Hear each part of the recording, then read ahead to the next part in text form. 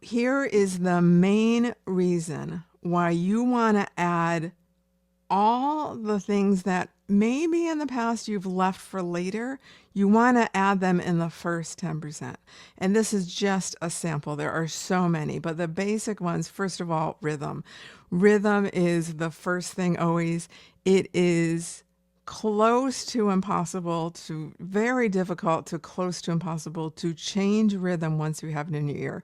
So you don't need notes to do rhythm. You can tap the rhythm before you've even added the notes. It's so important to get the rhythm first. So you really don't want to leave that till later. You want to look at all of the composer's markings in the score. So you want to look at dynamics, not pedal. We'll talk about that later. You work at dynamics. You want to look at phrasing.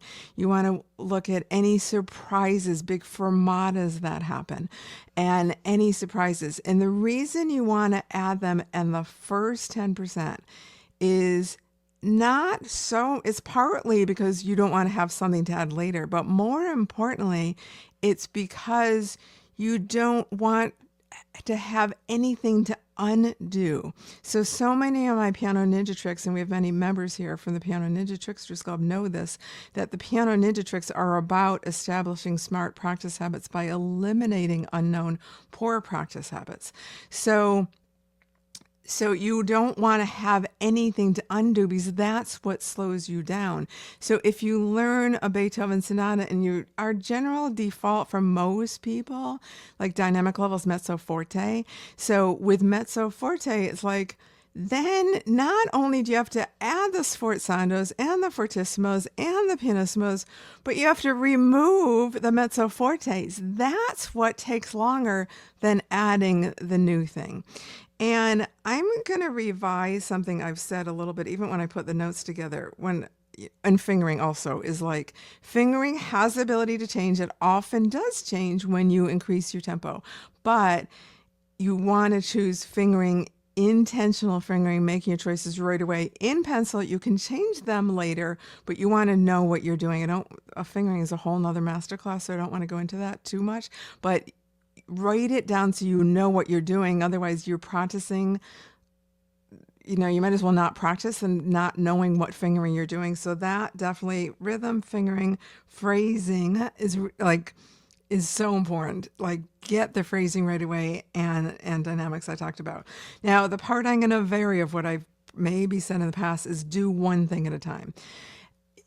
Yes, that's great. It's easier to think of one thing at a time, but then I thought about it really with dynamics, I don't ever want to play a Beethoven sonata all mezzo forte under tempo, so as many of those basic things you want to add right at the start. I'd much prefer you learn less of a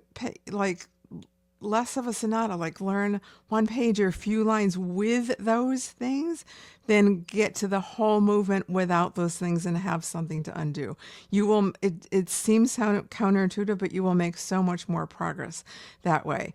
So you can heavily focus like on dynamics when you're playing it, but all of those things are so basic, you want them right away.